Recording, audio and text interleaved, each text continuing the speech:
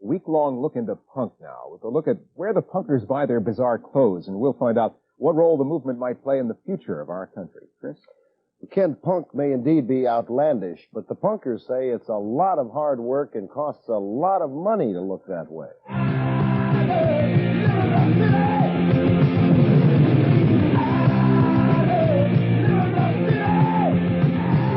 Melrose Avenue, West Hollywood, an area where a lot of punkers congregate, live, and shop, with stores geared to the punk look and lifestyle. One of the largest and most successful stores is Posers. Merchandise on hand ranges from armbands to leather jackets to hair dyes and paints. You have to bleach it, then cut it, then dye it, and to get mine to stand up like this, I put gelatin on it. Other people use egg white or gel, which will make it stand up like dippity-doo or stuff like that. Punk merchandise attracts kids from all walks of life, all buying merchandise you probably wouldn't see in your local department store. All these belts are what you call the sort of belts that punks would wear. This one here, for example, is one that's modeled after the one that Sid Vicious wore. We've got boot straps here, which will go around your boot. Most of the other wristbands range between about $5 and $18, depending on what's in them. You know, we've got simple ones, which sort of think girls will wear like this, really manly ones like this. Punk merchandising is profitable. Some items, such as T-shirts and stylized wristbands, are even stocked in conventional stores. But punk stores are unique. People are always saying punk is dead, but I mean, we're selling a lot of them, and I know that we don't show any sign of stopping selling them. We get the most normal kids coming to buy a pair of bondage trousers. You know, kids from Westwood or where have you. We get a lot of tourists come in. A lot of people are just, you know, toying with it because it's kind of risque subject. If the punk movement is growing, where is it headed? It seems to be drawing more and more kids who are concerned, if not afraid, of the future and the threat of a nuclear war. Good God, no, what is it good for? Absolutely nothing. I don't think any earlier generations, maybe the last 10 to 20 years, and the present ones, are those the first that have ever lived with this reality that hanging over us all is the possibility of complete extinction. That has led to some forms of despair, despondency, hopelessness, and a feeling that there's no point in planning for the future that I think are more serious and ominous than those of previous generations. I think there's every reason for hope.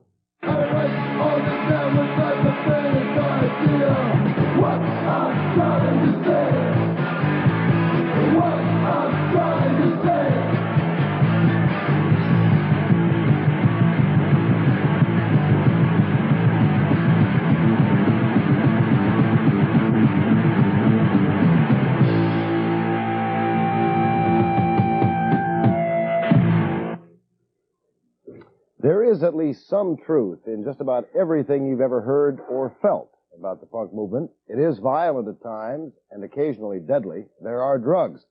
Punk is definitely vulgar much of the time, but there's also some humor. And like most movements involving young people, it is often overly impressed with itself.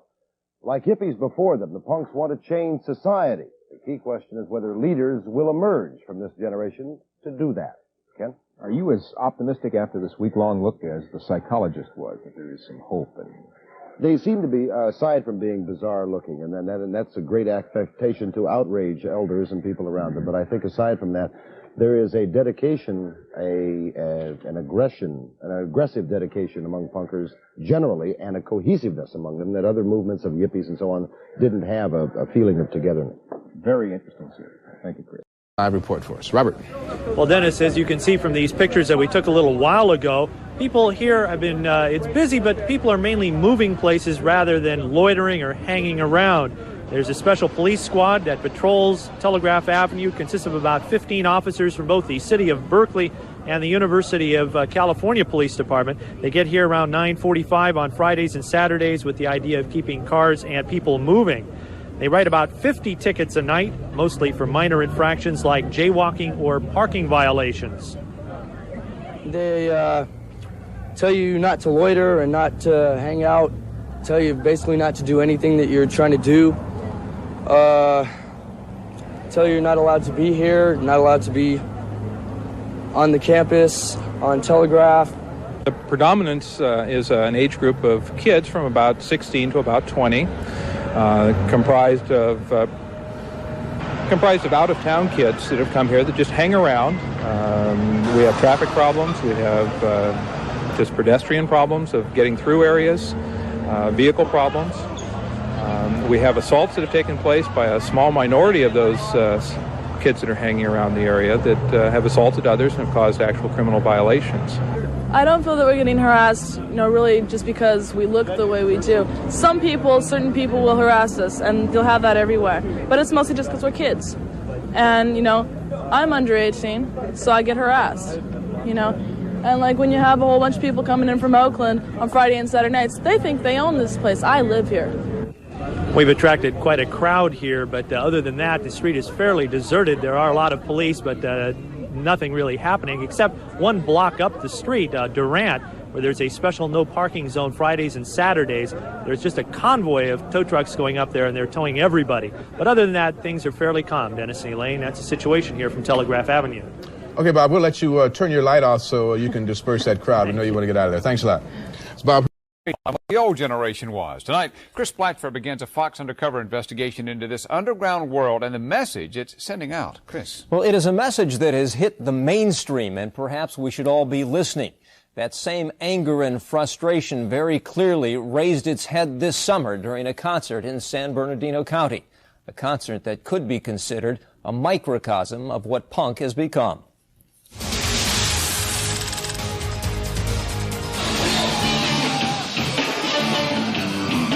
In what is called the Pit, tense-looking punks and skinheads circle. The hostility is building. Who's outnumbered here? Not the punkers today. Punk rock bands prime and sometimes taunt the crowd. You guys are weak. What's up, man? Come on, you guys. Skinheads, mohawked scalps, and punk-dyed hairdos mix with fresh-faced teenagers. It's the punk generation. It's about being able to say what you don't like about society, what you like about life. More than 20 punk rock bands are on the bill. An estimated 11,000 punk fans in the crowd, the largest ever in Southern California. It's not about going against society. It's not about anything. It's just about having fun. That's it. That's all everyone comes out here to do, dude. But here in the Pit, during a breakout of slam dancing, it is a peculiar form of fun. Get hurt. You gotta get hurt. You gotta get hurt to have fun. Hurt somebody else. For many here, that is the drill. Add to this a sweltering 100-degree temperature, with concession stands selling $6 beers, $3 Cokes, and $2 cups of water. It's gonna turn to your right, I think. By mid-afternoon, an angry row of middle fingers point toward the sky. Hey, up! A defiant dab of saliva finds a convenient target. Both gestures showing the screw you attitude embraced by so many punks. The bands want you to say you to them. The bands want you to give you the attitude that you're giving them. That's what they want. A punk singer spits toward the crowd. Some spit back. In between, a row of pump private security guards line the stage. If you spit on a security guard, you're going to get a pop in the face, probably. Some sheriff's deputies huddle nearby. As the stage barricade gets a mean shaking and the crowd gets its first warning. If you guys bust the barricade, they will shut the show down. Bodies are lifted over punk fan heads in a concert ritual called crowd surfing. Older punks and young ones overflow into the security area. The scene gets crazier as the day goes on. The Pit pounding to the music. It's an adrenaline rush. It's great. It's their sound. It's aggression. You gotta get it out. Crowd surfers flood over the barricade. Part of the game, a familiar one at punk concerts, is to get on stage and leap off into the crowd. It's called stage diving. Staff Pro security guards have been hired to stop it. The reason we don't want them on stage is because they jump back off. And I think probably 90% of the injuries at festival seating concerts are caused by people jumping off the stage into the audience, and you jump on top of people's heads. We're a couple broken necks away from this type of music not touring anymore. Tension heightens between Staff Pro and punks, and a band called Guttermouth baits the security force. Let's all tell the security what we think of them. Get some real jobs! A steady stream of punks spill over the barricade. Some rush the stage. The Guttermouth lead singer eggs them on. You guys can make it up here. There are mini brawls as the security dam begins to break. Punks trickle onto the stage through a swarm of security. Some caught and slammed to the floor. This is nuts! There is now a full-scale battle for the stage. The fun turns to fright for some as the spit and fists continue to fly. There is total chaos. The game now gets security, and word comes to shut down the concert. The band breaks down, and the punkers break into a chant. Angry punks start throwing metal storm sewer grates on stage. To cheers from the crowd and a massive assault on the stage barricade. Security guards are forced to retreat. And as the metal grates continue to fly, another band member steps in and pleads for calm. A few stage divers continue to play to the crowd as members of a band called Face to Face argue to go on. You're gonna have a bigger mess on your hands. Let my band play. Let my band play. Meanwhile, Guttermouth's lead singer is taken to a police van and arrested for inciting a riot. A fire hose ready to use on the crowd is put away. And a half hour after the riot, punk music wails again. Crowd surfers and the barricade back in place. Security out of sight. But it doesn't last long. 20 minutes later, the crowd rushes the stage. A promoter unloads a fire extinguisher to try and scare them all off. And the concert ends 4 hours early in a ball of smoke. It was just unbelievable. There was so much that was going on, there was no way to control everything. In the end, security blamed the bands for baiting the crowd. It showed the lead singer really controls the crowd and not the security. And punks blamed security for overreacting. You just start stopping people for no reason. The bald truth about many punk concerts probably lays here. It is intense because there's a lot of people, but this is usually how they end. They always end up in violence.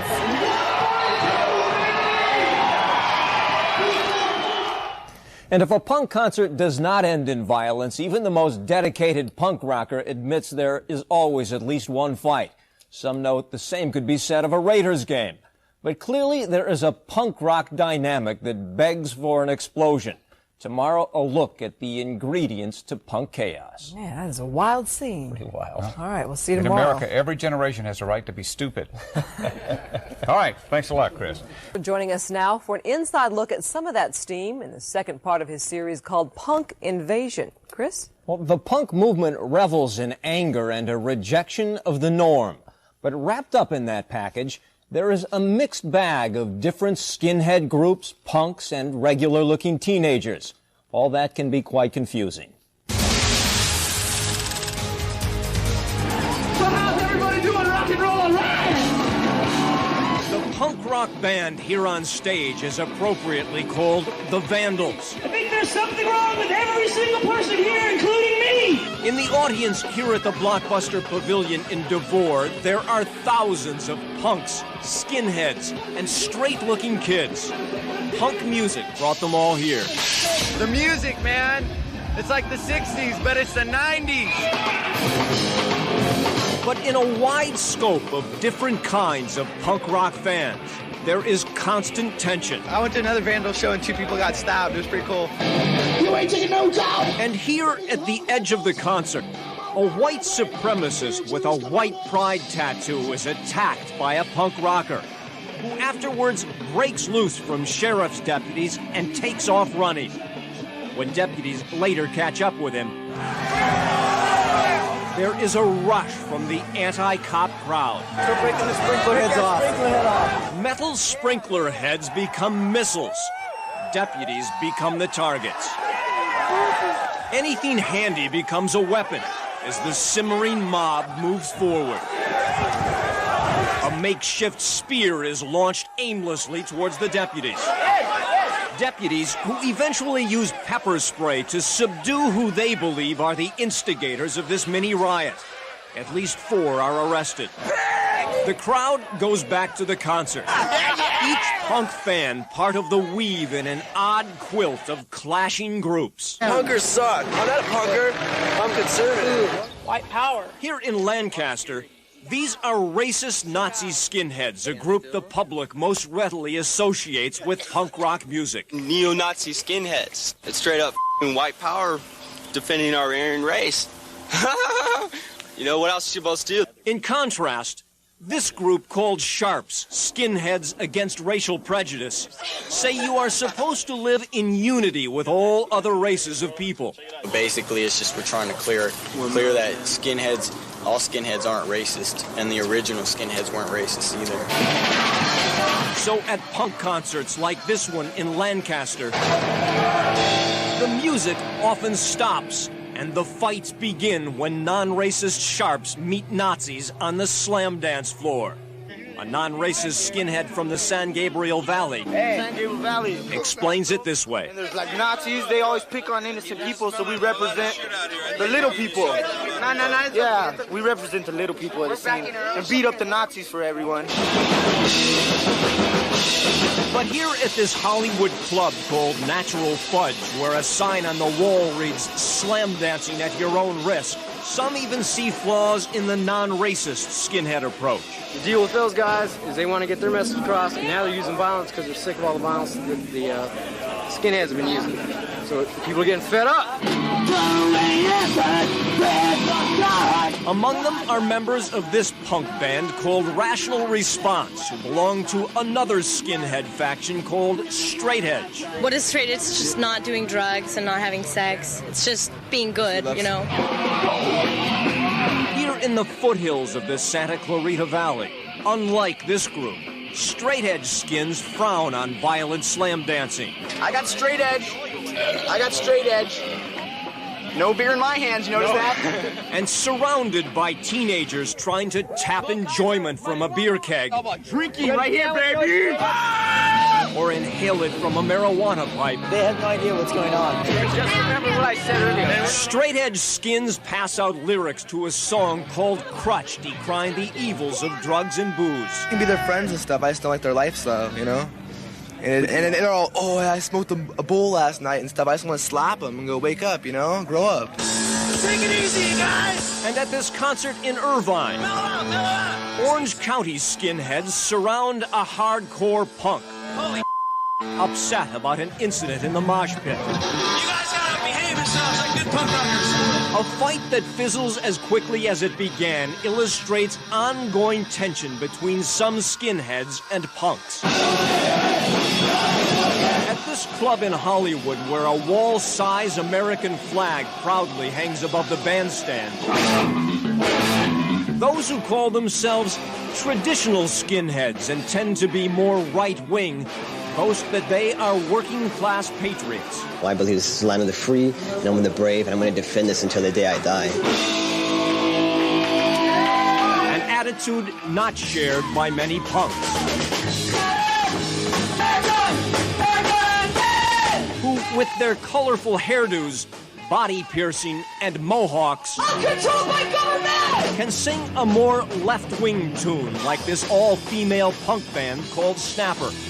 It's not like anti-government, like, you know, get a bunch of guns and fight the government or anything. It's just a dream about everyone working together and about the politicians not having all the money in the world so they can do what they want, you know? And alongside punks and skinheads, there are straight-looking punks. even long hairs. Punk scene's cool, you know. I've been into it for years, you know. Yeah, hold on. I have something to say here. Punk rock is not about long hair, all right? The punk scene picture is not always crystal clear. Everybody has a different view on punk. I think punk is about everybody's different view on things. And it can be very confusing. But with the pit as its symbol, it does seem clear that a certain youthful rage runs throughout the entire punk scene. Anarchy! It's anarchy! Anarchy! And many punks use that word anarchy to define that rage. It is a theme that pokes through the punk movement as sharply as a nose ring. And we'll have that story tomorrow. And I'll say it again. And how anger drives many of the youth tied to the punk rock world. Tonight in his continuing series called Punk Invasion, Chris Blatchford reports on the rage that runs through this movement. Chris. Well, many punks say it is a social movement dedicated to anarchy. They boast a disregard for authority and a do-whatever-you-want attitude. And social movement or not, it all too often comes off just plain mad.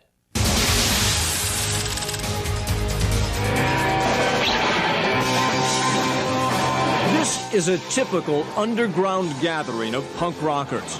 Most here affiliated with an anti-Nazi group of punks who call themselves the Mental Squad.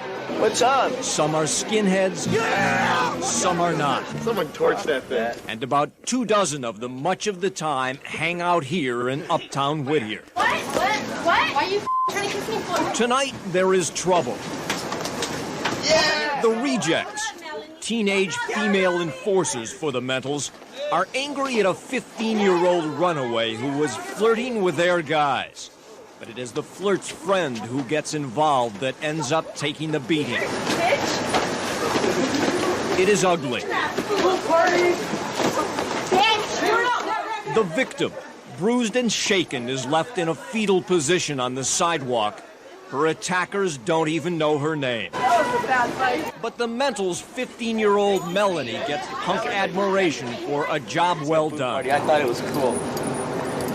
It's a punk rock world. You got to survive out there.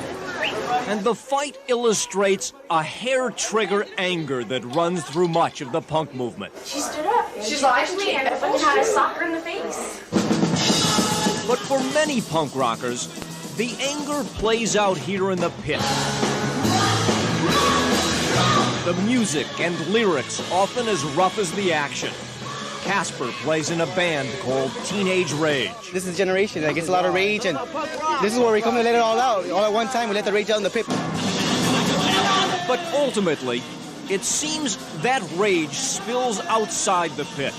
Here in Long Beach, which started out as a fundraiser for the baby of a punk who recently died of an aneurysm, eventually brings some uninvited guests. They're hanging outside, causing problems, leaving a mess.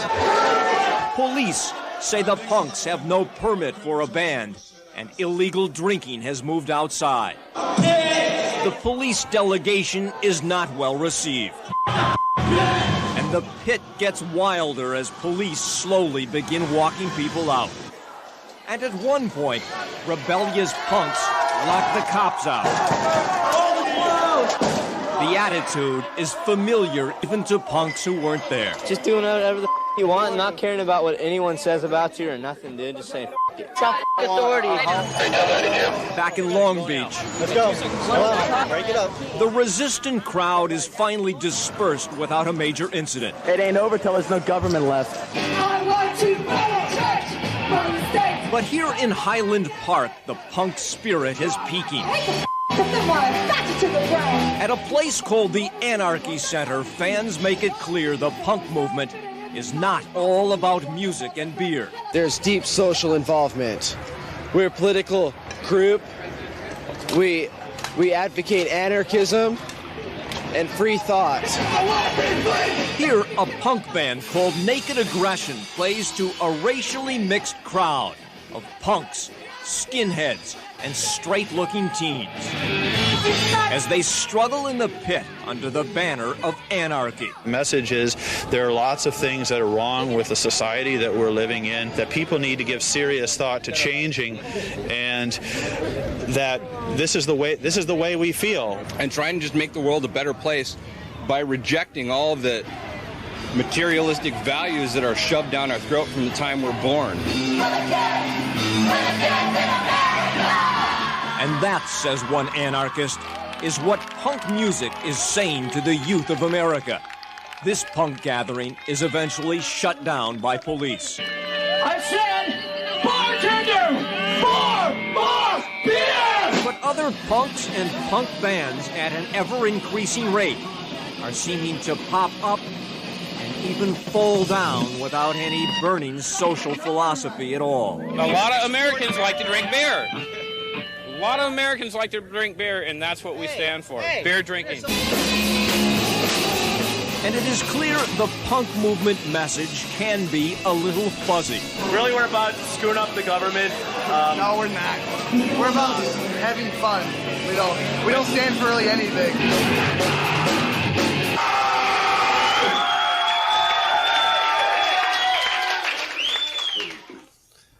Oh, and with props and gimmicks and body piercings and language that will force your mother out of the room, a lot of punk is just pure shock value in the name of entertainment. And we'll have that story tomorrow. Shocking? No, not at all, Chris. We'll see you tomorrow. Say they are a social movement dedicated to anarchy. But in his series, The Punk Invasion, Chris Blatcher reports it can be something altogether different. Chris, explain that. Well, for some, punk spells out their own brand of fun. And at the root of the amusement is plenty of beer, shock value, and just plain old entertainment. My name is Rocket, and I'm Rebel Rebel's #1 groupie. Rebel Rebel rules. Cigarette. This guy has a talent for... Give me that cigarette, damn it. Give it to me. Give it to me. putting cigarettes out on his head.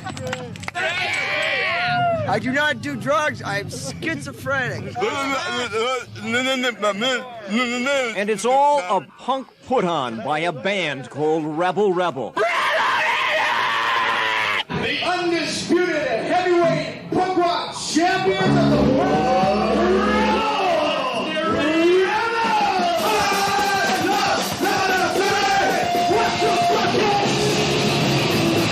They throw things and smash things up. We're not new. But Rebel Rebel sets things on fire and throws raw meat at the crowd. We're not original. Rebel Rebel just makes a big mess. We're exciting, that's all that matters, you know? Punk rockers Rebel Rebel are not only here to rock, but to shock. We're going to destroy this stage, and then we're going to destroy the rest of America. In line with punk dark, irreverent humor, but disavowing any lofty punk rock ideals, Rebel Rebel says it's just all entertainment. Everybody's going to make money. Who can have too much money? Everybody wants it, but a lot of people won't admit it. So Rebel Rebel hopes to shock and sing their way into punk fame and fortune. You meet the people, you get adulation. The fame and fortune part, a departure from hardcore punk philosophy. Get away. Big enough. A punk philosophy that clings to the underground antisocial attitude. By my appearance, by the way I live, I define myself as separate Look from at society. Separate. But there is no question, punks constantly use shock value that seems to cry for attention. Complete with rings in noses and eyebrows, jeweled tongues, and outlandish hairdos. Shock value is always a go-to card for the punk movement. This is what happens when you drink lots of beer. Before, after, before, after, before, after. Go, go, go, go! And along with shock, beer flows down the gullet of the punk movement. So prevalent, this band called Drain Bramage draws a following singing songs about beer. They make no apologies. Drain Bramage is all about drinking beer and having fun. No violence. Drink yourself Drain Bramage. To be big and fat and ugly. You don't drink beer. Drain Bramage, attention! Wow! At ease! And this punk band called Blue Gun, here in Hollywood, runs through a series of bizarre-looking numbers, feeding the audience a TV set to stop 1 minute and giving them a little fake blood the next. Lead singer Bob Oates says it's all in fun. It's about having fun, making a lot of noise, getting people riled up, try to get a little action going in the crowd. We don't want to bore anybody. We don't want to put anybody to sleep. But at what price comes the fun? Here in Riverside, an elementary school-age kid is held up before the crowd. What do you think about school? F you! The message to a young boy at best is arguably not a good one. Shockingly punk. At worst, before this group of younger punk fans in Riverside, it could be called shameful. It's time for anarchy to reign supreme. For the band called Humble Gods, the rationalization is one that runs deep and constant through the punk movement. It's just all about pure anarchy. And no rules. Create your own rules. We make up rules as we go. Make up rules as we go. Anything can happen and will happen at a Humble God show. And almost anything does happen at punk rock performances. Here, a band called Vitamin L unloads a crate of cabbage on the fan. Some toss it back, and when it's over, the stage looks like a giant salad bar. And when the Vandals perform a number entitled, I Have a Date, there are actually takers in the crowd when this band member acts out the title of his song. And he actually connects. The young candidate selected becomes part of the show, getting more than she bargained for. And so do those who come to see the Aquabats, who with their campy swimwear, poor man's Olympic torch, and other ridiculous props are... Optimistic, man! And then there are the parkas, painted faces, sparkly hairnets, buxom blondes, and you get the picture. And so does this punk rocker. It's tongue in the cheek about the world we live in. It's tongue in the cheek.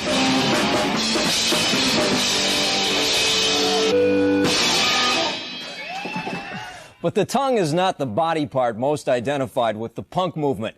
The mohawk or the bald head is probably more of the trademark. Tomorrow, we will focus on those skinheads who say they are misunderstood, but who many blame for the violence in the punk movement. All right, you'll explain that misunderstanding tomorrow? And there's a vicious rumor going around that John is going to be shaving his head. Oh, no, yeah. he's not. Stand by Thanks, for that. Chris. We'll see you All right, tomorrow. Chris. Well, the lead prosecutor of the Simpsons... Chris Blatchford takes a closer look at one punk faction that is always controversial. Chris? And that group is the skinheads. Even inside the punk scene, many blame the skins for most of the trouble. And many of the skinheads claim they are just misunderstood.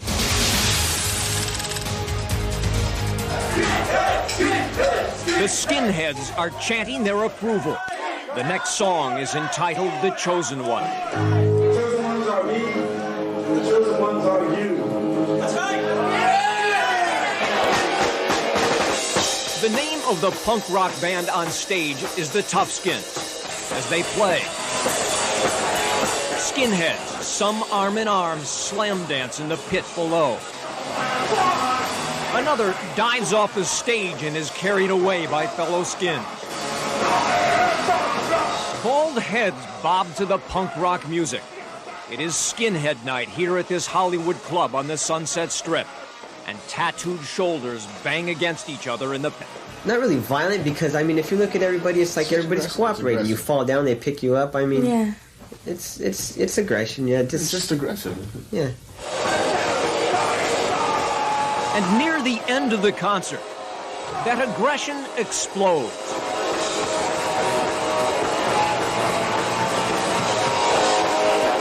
Two battling skinheads go into a clinch across the floor before they are pulled apart by security and other skinheads. But it's not over yet, and no one seems surprised. If you're a skinhead, aggression and violence just comes along with the book. You expect it. Back here at the club, as angry skinheads continue to scuffle with each other, a guy with long hair makes contact with one of the skinheads. This is trouble. Other skinheads turn on the long hair immediately. Come on, you racist bastards! Hey. When he breaks loose from the herd of skins and heads for the door, Hey, long hair! he is blindsided by skinhead Knuckles. And when he hits the floor, is swarmed by bald heads and bare fists. Beating that guy up. His crime? He pushed that guy, and it was just, he was just in the wrong place. If he's not a skinhead, you're just going to hit him. It wasn't a skinhead, really, It wasn't a skinhead. And if you don't have any respect for somebody, why would you try not to hit him? Meanwhile, out of the sight of our camera, the long hair slips out with bruises and a battered ego. Where's Carson? But this Carson skinhead who appeared to throw the first blows of the evening, and his original target, a skinhead from a group called Hooligans, are still going at it. It's a common sight. Ever since, I guess, the skinhead cult started, they've been fighting, with each other.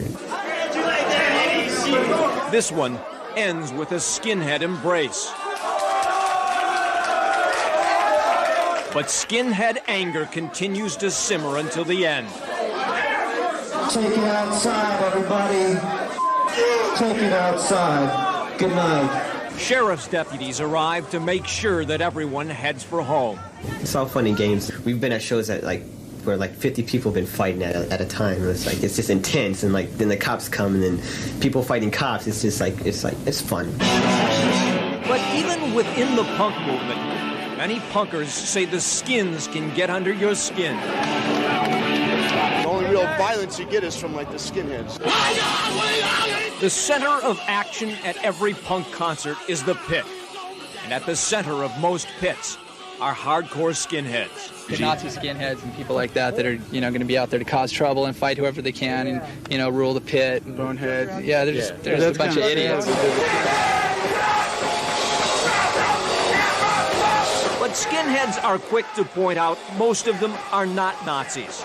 They say they are patriots, and they are quick to defend themselves. Skinheads aren't bad people. This is a traditional skinhead band named Revolt. They come from an anti-Nazi skin group called The Family, and insist they don't come to concerts looking for trouble. They are just working-class youth ready to stand up for themselves. Because a lot of people will disrespect, a skin in a certain way, or and then they'll just get beat up for it.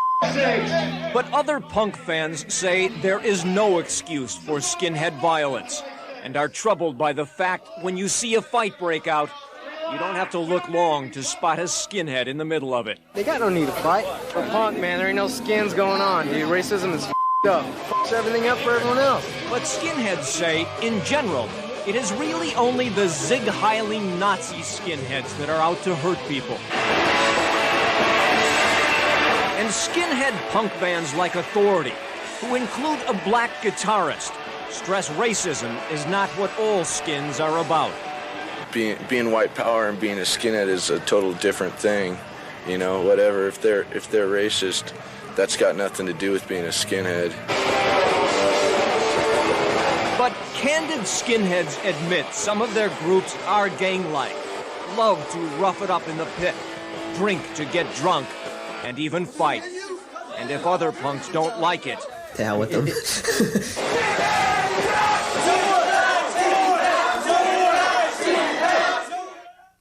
Several large L.A. area skinhead groups last January launched a truce to bring peace back to the mosh pit after a rash of beatings and shootings.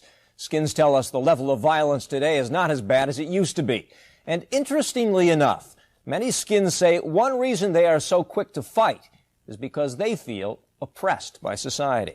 Quite a movement there when you think of the punks, too, that you profile all week long. Yeah, it is. It is. I mean, the factions, you talk about one faction and you offend another one because there's so many. There is really, there's unified thought in certain areas, but everybody else has a little different view of what punk is. Thanks for the inside look. We'll see you, Chris. Thanks. What comes in punk rock are changing, and in the minds of most, they are changing for the better. Make no mistake, pastel hair fashioned in spikes is not yet pop art history, but certain other elements are fading.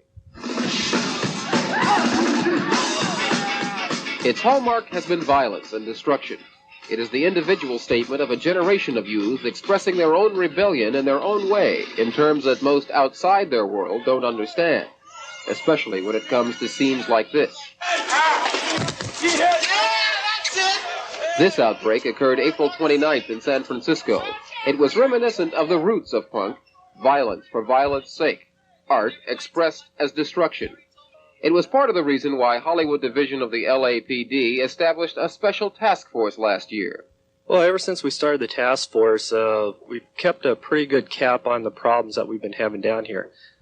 We've been able to utilize our forces here with the manpower we had and centralize our directions towards the boulevard itself. But it could be that punk itself has changed, matured. This CBS Records party is indicative of the new punk. We're at the Hollywood Palace. Downstairs, the slam dancing is nonviolent.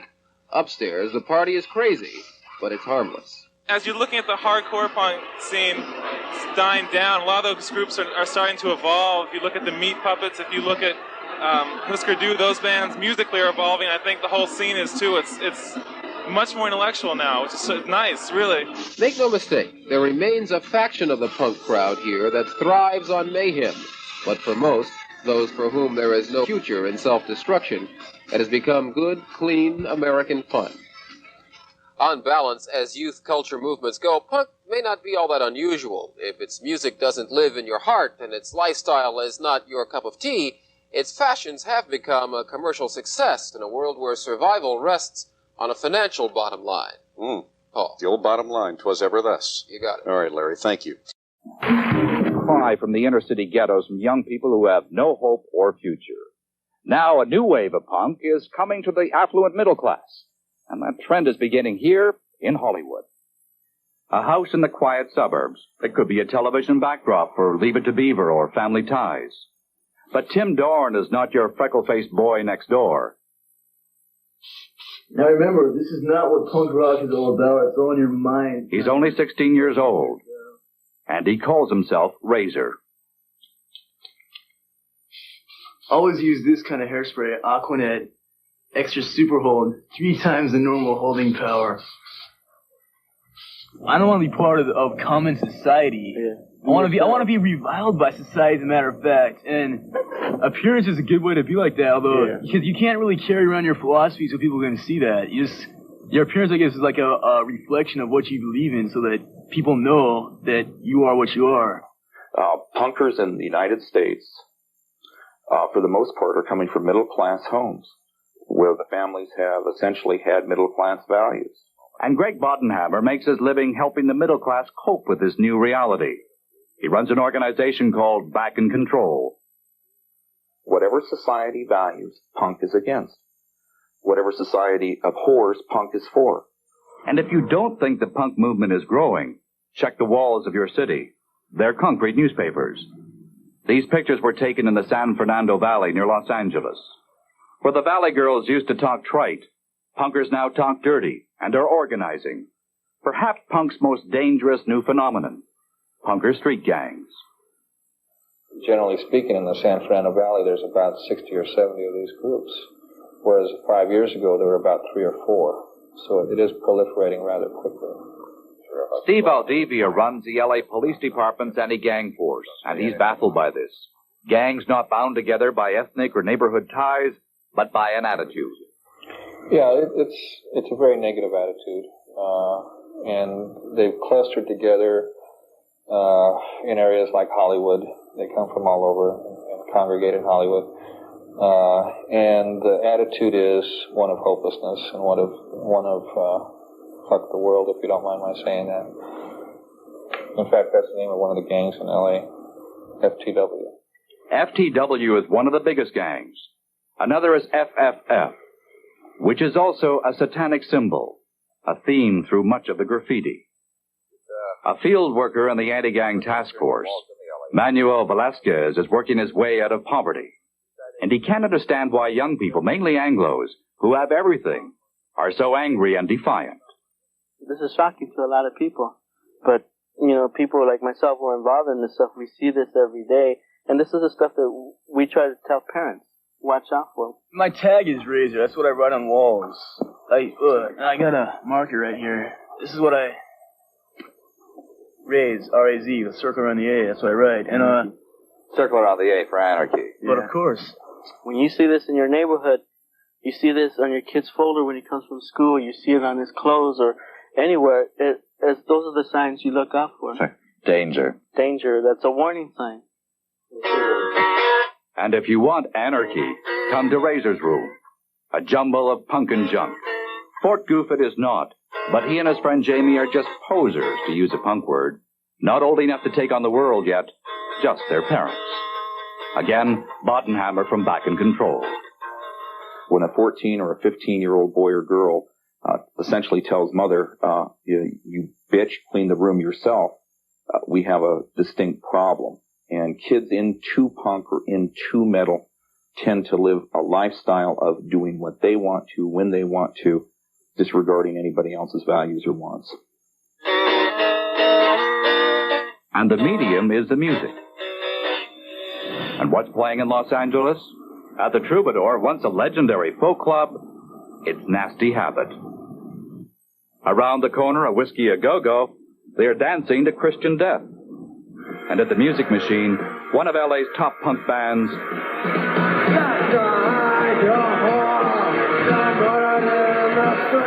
Social Distortion.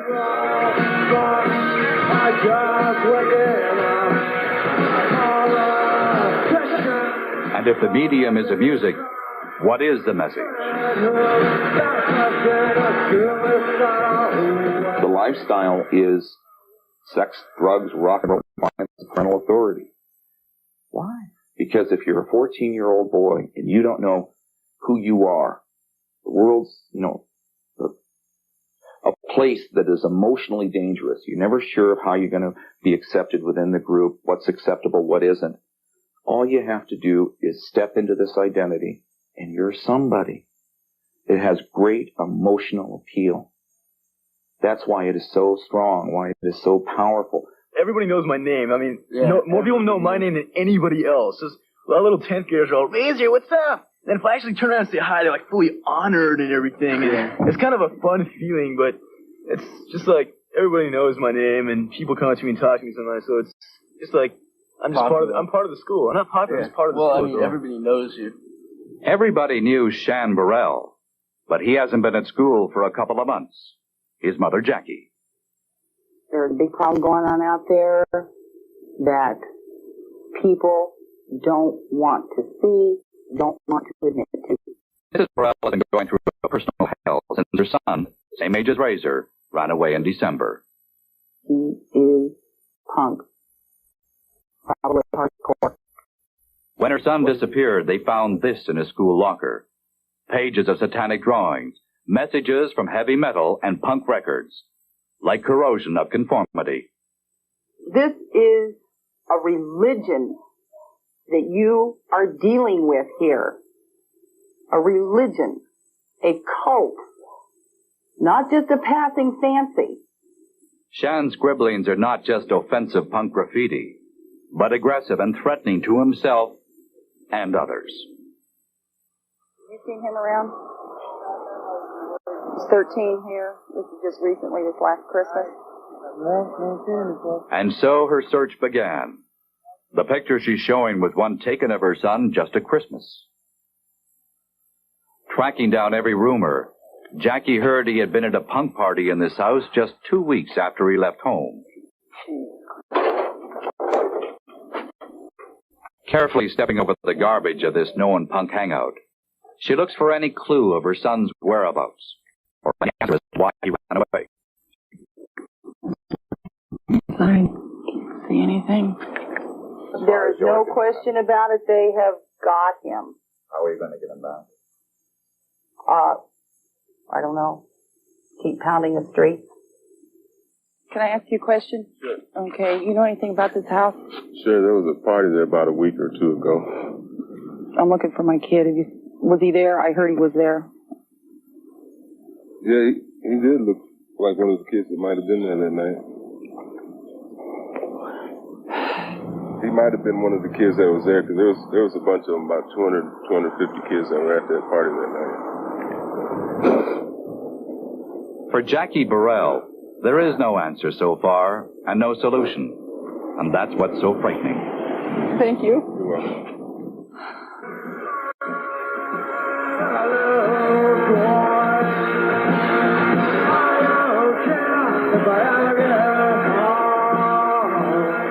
To the beat of Social Distortion, the punks are slam dancing in the pit of this club. A macabre dance of despair, violently hitting each other instead of the outside world. I'm finding out a little bit too late exactly what's in these songs. Granted, a lot of kids will outgrow it. Some, for some unknown reason, and I still can't understand why. His dad can't understand why. He seems to be one that's just like swallowed up by it. And you're appreciative thing? Oh, I'm tired of this. Greg Bodenhammer and his back and control group do well catering to the fears of the middle class. For a decade, he's run a depunking center, counseling parents to take punk seriously, regain control. Unrealistic expectations cause a lot of problems. And in this family, Dad and the kids are in battle almost every night. These may not look like prospective parents of punks, but then neither does the mother of Tim Doran, now Razor. Yeah, I just wanted to find out what you think of all this. His stage that he's going through? You think it's a stage? Yes, I hope it is. Yeah. It's a stage I have to go through, and I'm giving it 2 years, and after that I'll pull all my hair out. Society can't live like that. I mean, you don't see them at 35 or 40 like this. That's because punk rock hasn't existed that long. It's only been since 1977 or so. You mean I have to pull my hair off now? You want don't to? give me a Go chance? ahead. Go ahead. I don't really care that much. Well, I'm going to go very soon now. I have my appointment with my therapist. I have to see him at least twice a week now. So you can live with Razor. That's not why. You know it. The police don't get the joke. Frankly, there's been an attitude that they're going through a phase. These are just kids going through phases. They'll grow out of it, etc. But the longer we wait for them to grow out of it, the more violent they become, and the more serious the problem is. We were hoping it would go away a few years ago, but it's proliferated. Back in Toronto, the Goofs are coming home. Crush your car! Show your face! Throw a firebomb! In your place! Considering their material, it's unlikely they will ever have a hit record. But they have a following and an influence, and will continue as long as punk exists, to upset the standards and sensitivities of the rest of us. Shoot a cop! Kill some kid! I can say where it's headed. It'll get bigger, there'll be more bands, there'll be more people into it. Probably eventually it will become as commercial as all the rest of the garbage that you hear on the radio and watered down to nothing. And, 20 years down the road, so maybe something different will come up. It was just before midnight, a school night, when Sean Forbes took the stage to sing his own song.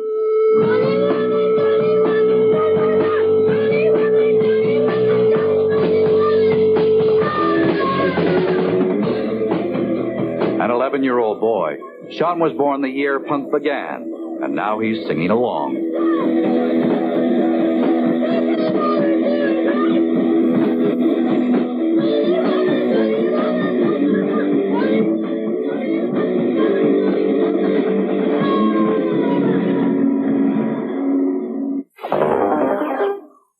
Next.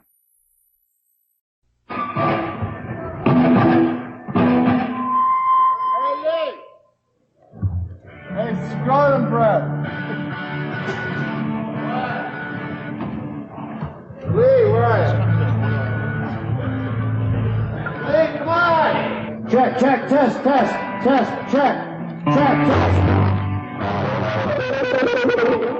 Kill your mother and father.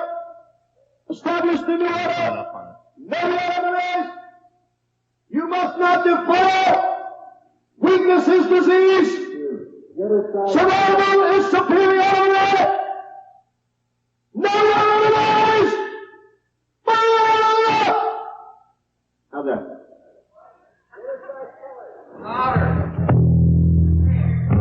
Oh, let's see. Steal the money from your mother, buy a gun. We destroy the family. Kill your mother and father. We destroy the family. Isn't that nice? Welcome to a concert in the San Fernando Valley.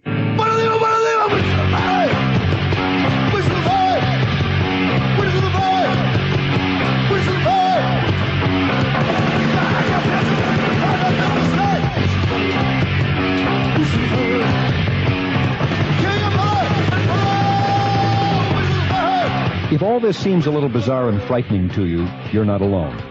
These are mostly middle-class suburban kids out having a good time on a Thursday night in Reseda. They're punks, and the subculture they've embraced is causing problems that go beyond the usual generation gap. The kids are mostly male, usually very young. Some are in their early teens. A lot of parents think these kids are just plain out of control. For those parents and their kids, this is not just another foolish teenage fad. It's a daily crisis.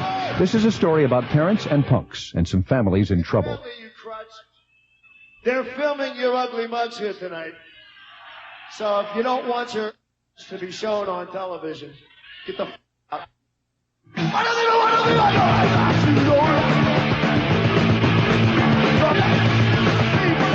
Believe it or not, this is not a full-scale riot.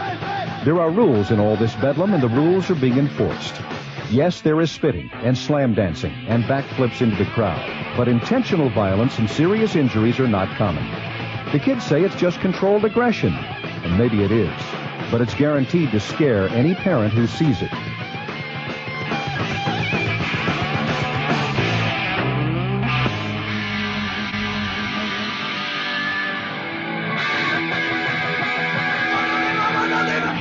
It should be noted that all this activity is incited by music.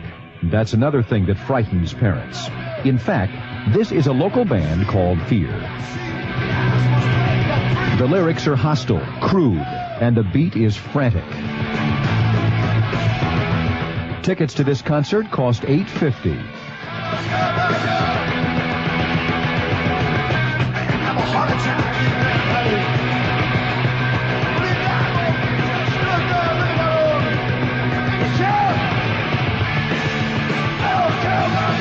It's about living in New York and Philadelphia.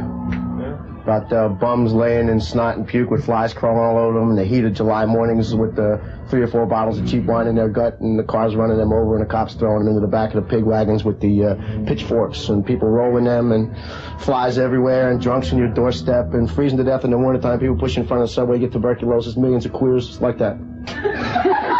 This is real communication. Yeah, if you go see jazz, they just sit there and talk. They don't even understand what's going on the bandstand. At least here, everyone's paying attention. They don't all like it, but they're all listening. Yeah, at least you feel like you're alive for once. Let's have a war! Blame it on the middle class! Let's have a war! General Motors gets back like last time! Let's have a war! Give vents to the queers! Let's have a war! The enemy is within!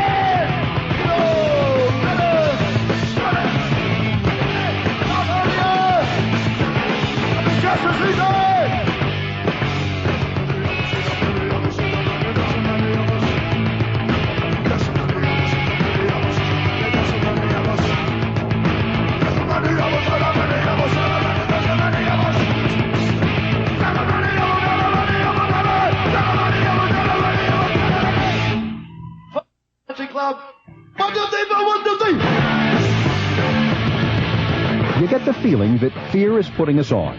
Their music is satire, grotesque satire, but satire nonetheless. That's probably not much comfort for parents if their kids are young, unsophisticated, and take the punk message seriously. Come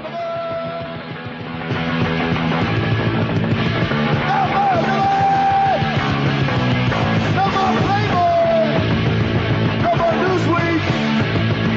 Come on, Wall of Frontier!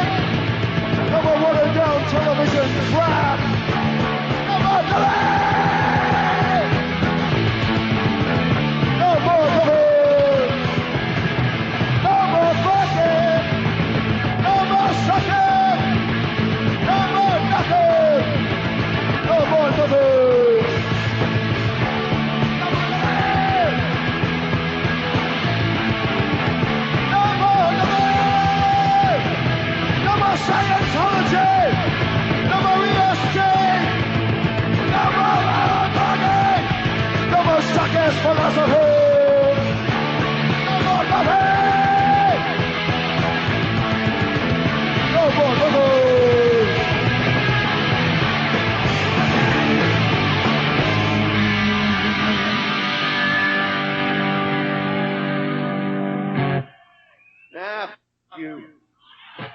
It's a theory of life. It's what you believe in. Punk rock is something that you dedicate yourself to. Just because we're different, they have a spaz attack. Believe in the anarchy, man. It's going to be the way. It's not hard to understand why some of these kids' parents think something is desperately wrong, or why they feel frightened and helpless when their kids turn into punks. When we come back, you'll meet a family in crisis, where punks and parents clash in a suburban battle zone.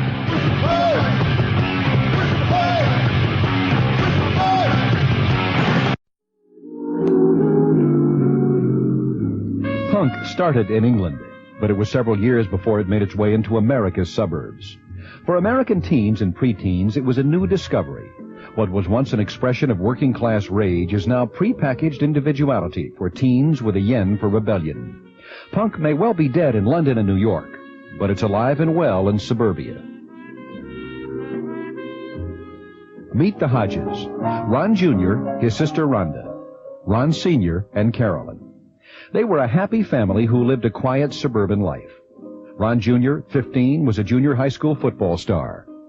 Rhonda, 16, was a cheerleader. Now, the kids are punks. And for the Hodges, that's a big problem. They were thinking of putting me in a mental hospital for a while, because they figured I didn't want to live here, so they put me in a mental hospital. Thought I was crazy or something. It was because I changed. The punk movement seems to be totally anti-parent, but especially anti-mother. And of course, it leaves me wondering, well, what did I do? What did I do? When I first got into punk, I was saying, well, I'm not going to become anti-parent. And now I'm really anti-parent. I just changed. This is a kid that changed from a top athlete and an honor student to a kid that was ready to drop out of school, didn't care about grades, doesn't care about athletics, doesn't care about anything except maybe listening to the music. He has no goal. Well, we ran away because, we felt we didn't have any freedoms or anything. They cannot just take one drink. They're going to drink to get high. You're saying that. Well, you've done some drinking. I've had maybe the equivalent of 1 glass of beer. Well, you drank a half a bottle of wine before you drove my Cadillac. When was that? At the football game. Oh, well, did Tina tell you that she did too? No. See, she did too. Tina didn't tell me anything. I read it in your own handwriting. Oh, well, she did too. Now you know that. And her mother's going to. We knew something was wrong. We didn't know what. And we had to use every method at our disposal to find out what was going on, because it was coming to the position where there was going to be physical violence. They went through all my stuff to find out if I really did lie. And they found out by reading my diaries. So my advice to everyone else would be don't keep writing. We did go through her diary. I was only able to read a couple pages before I just felt sick to feel that this is what she has done to me. This is what she's done with my trust. To feel that she could do that to me. It's like they show us one side. They put on an act for us when they want something. But we found out that they're not like that. And that really does hurt. We found a letter from one of Ronnie's girlfriends that really set us off. We had the girl's father come over and he read the letter, and the things that they were saying about what they wanted to do, getting drunk, swallowing pink hearts and getting high, it was an eye-opener. It finally led us to a clue as to what was going on and why we weren't getting through to them. They're too overprotective. And they say, how we broke their trust. We never had their trust. They never trusted us at all. So, we'd just lie anyway. What can it hurt? They're not trusting us anyway. He's been at enough counseling to where somebody's told him that my fixation for him playing football is I'm trying to live my life through him and be the football player through him that I never was, et cetera, which is a lot of BS. Basically, I don't need to go watch him play football. I can go watch anybody play football. There's such a thing as diminished love. And believe me, we're experiencing it. When you've had so much hate come towards you for such a long time, love diminishes. Because Armageddon's here at last. We'll all go up a nuclear blast. Fight war, not war. Fight war, not war. So far, the Hodges haven't found any solutions to their punk problem. Now they're getting professional help. But the kids are still alienated, and the parents are still distraught. They are no longer a happy family. And they aren't alone. There are, of course, no figures on the number of punks in Los Angeles. Some say the movement is growing. Some say it's dying. Some say it isn't a movement at all. Maybe it's just a phase these kids are going through. Someday all these kids will be happy, well-adjusted adults. In the meantime, there's a big question facing a lot of parents and kids. Can the family survive this phase? When we come back, you'll meet a therapist who's trying to bridge the gap between punks and parents.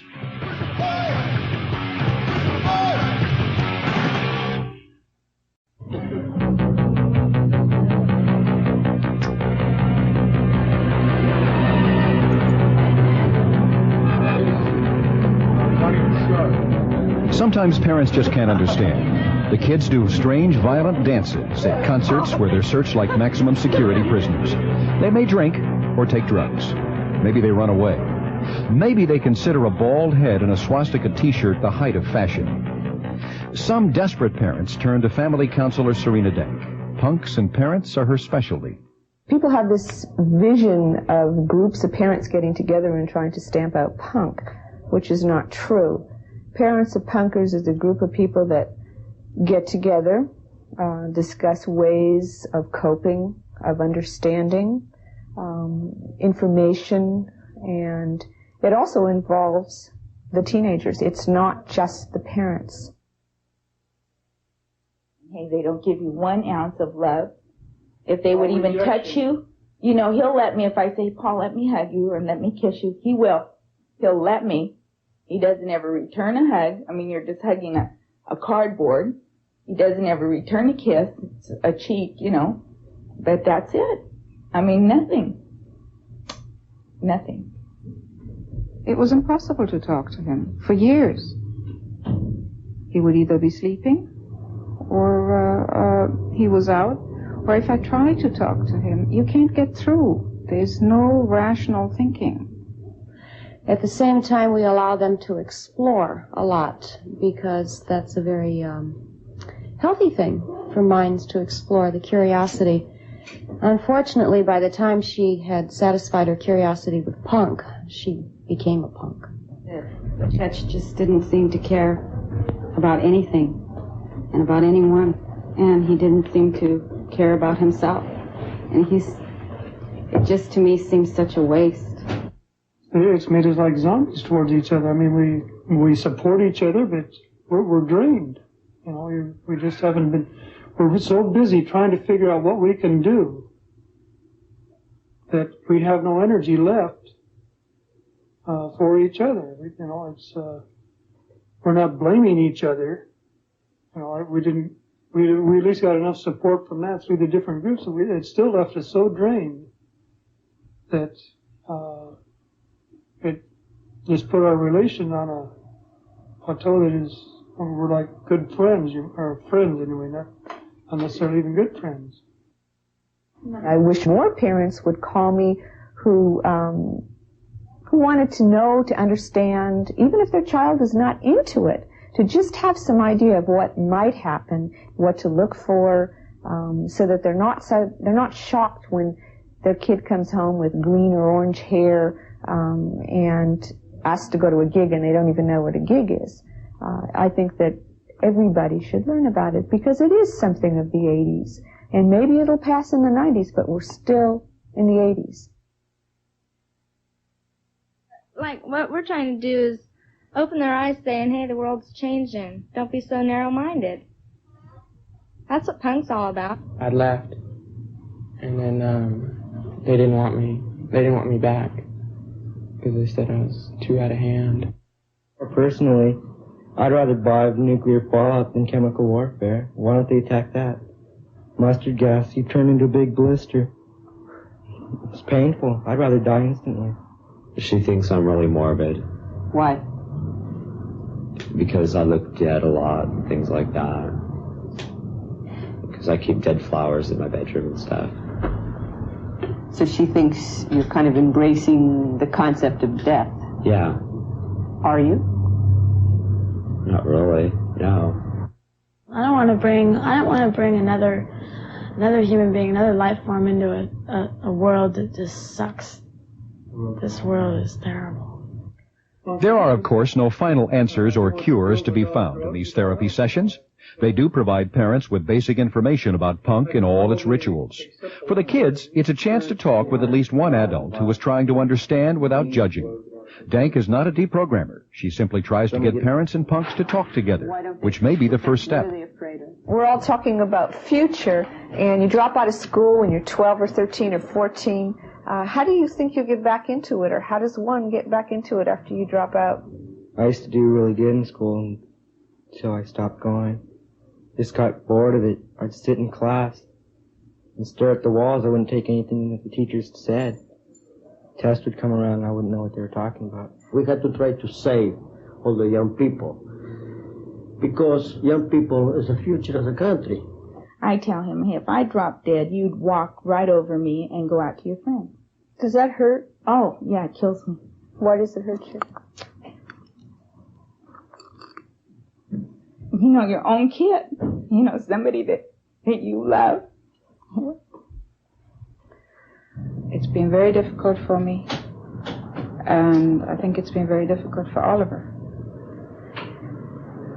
Cut up, broken hands.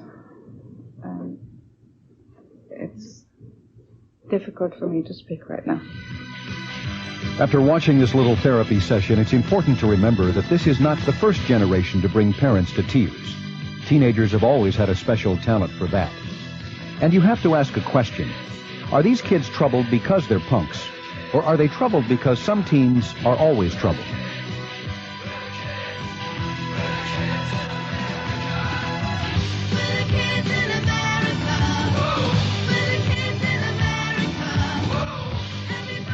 When we come back, the oldest question. What's the matter with kids today?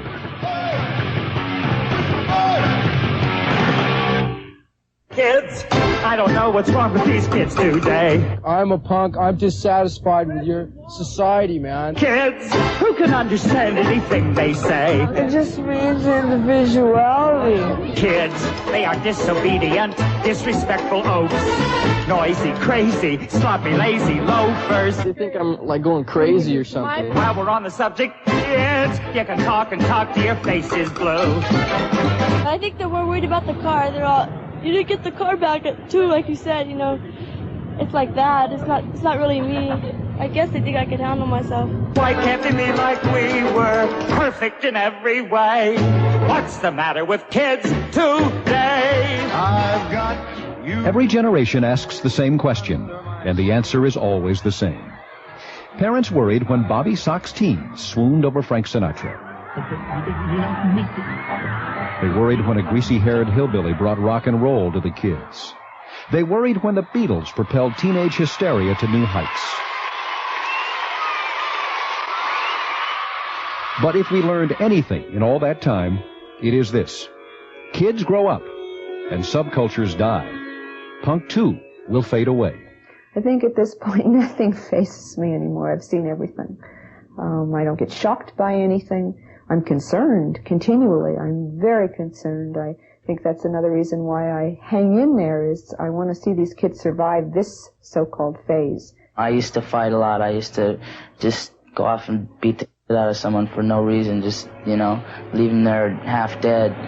But, you know, I kind of grew up about that, and I see now that's like really dumb. I'm gonna be an artist. I don't know if I'm gonna go to art school or anything.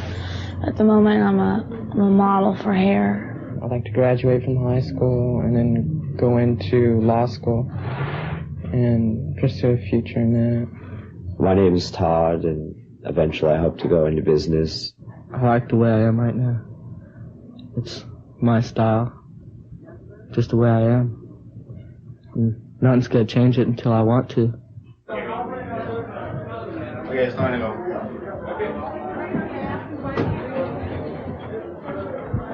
He was about to crunch salute yous. Sure.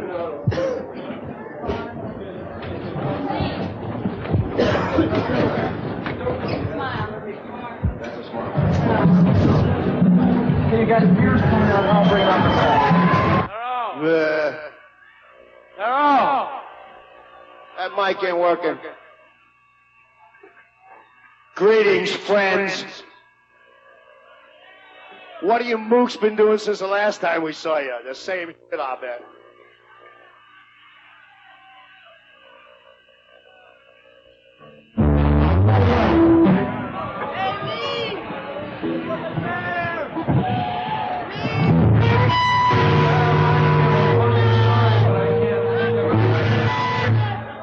You give a no one's offended, right?